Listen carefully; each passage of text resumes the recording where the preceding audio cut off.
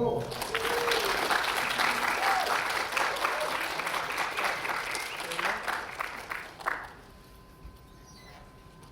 Good evening, everyone. Can you hear me okay? Yeah. Great. Thank you for braving the cold to spend some time with us tonight.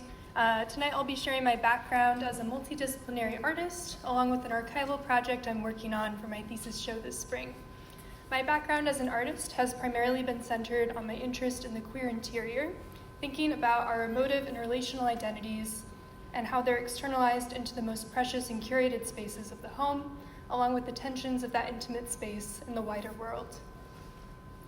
I began this program primarily as a painter, working with this sense of world building to create painted images that balance my interior world, the world that we've been given, and the world I dream of. A lot of my work features figurative paintings in these settings that blend and stretch from strange landscapes to intimate interiors. I'm particularly interested in figure relationships that feel both loving and complicated by their environment.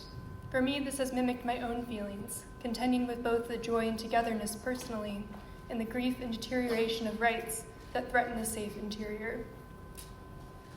Bathing has been an emerging theme in my work recently, thinking about our lost intimacy with nature and the strange and contested relationships we have with bathrooms as a public intimate space.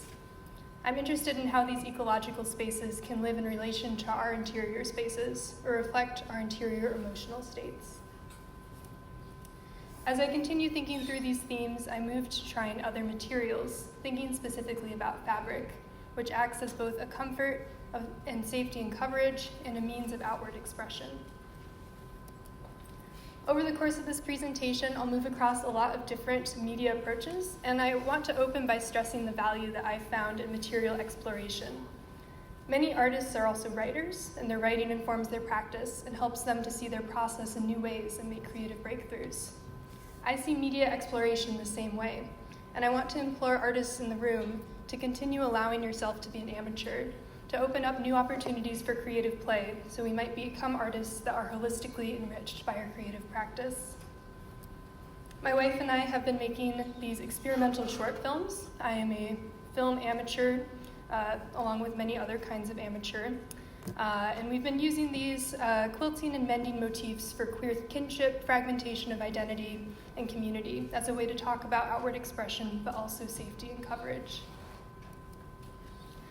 I became interested in counter-archiving and community building of queer textiles, first exploring the many panels of the AIDS Memorial Quilt, then taking interest in the Lesbian Herstory Archives collection of banner and t-shirts. Last year, I led a quilt workshop centering queer joy and found a love for art making and community building. I saw a rich history of activism in these public forums using text on textiles to talk about identity. And I also saw potential in the media of home textiles as this simultaneously mundane and everyday, but also rich and sustaining evidence of lives lived. I began to play with how it might look if I used objects from my own interior to talk about feelings that were coming up in my own queer daily life and relationships, working with this silly series of monogram towels, which were meant to sort of reflect the gap between what an identity label can capture and the everyday lived experiences and feelings. I saw these textiles as a unique way of representing myself through the objects of my home, their marks, stains, and wear. I was interested in how the intersection between text and objects can play with transparency and opacity.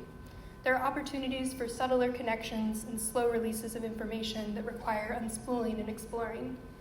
They balanced for me the accessibility of the archive with the work of knowing a person. I also drew connections to the vulnerability of these towels as holders of the naked body, and this led me to think more broadly about the intimacy of textiles we come into contact with.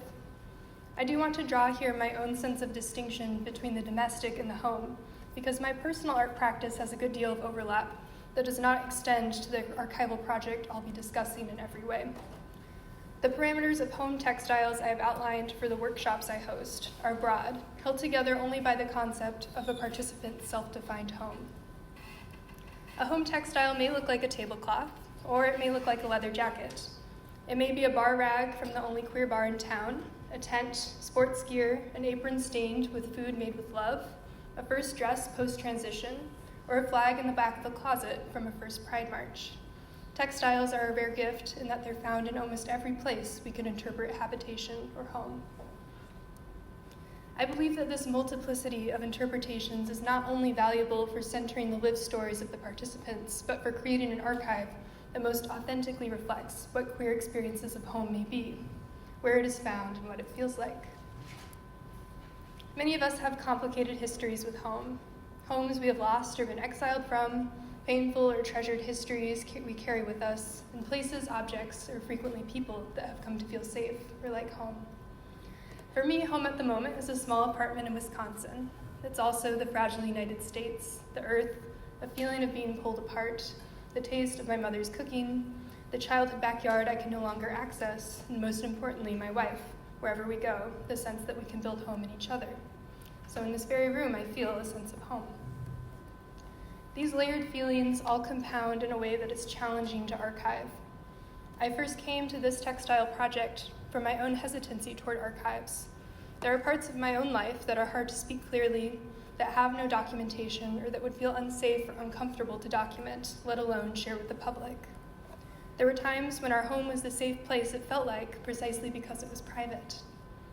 At the same time, as a young queer person, I found myself, as I'm sure many of us have experienced, longing for these little glimpses into the intimate and everyday home experience.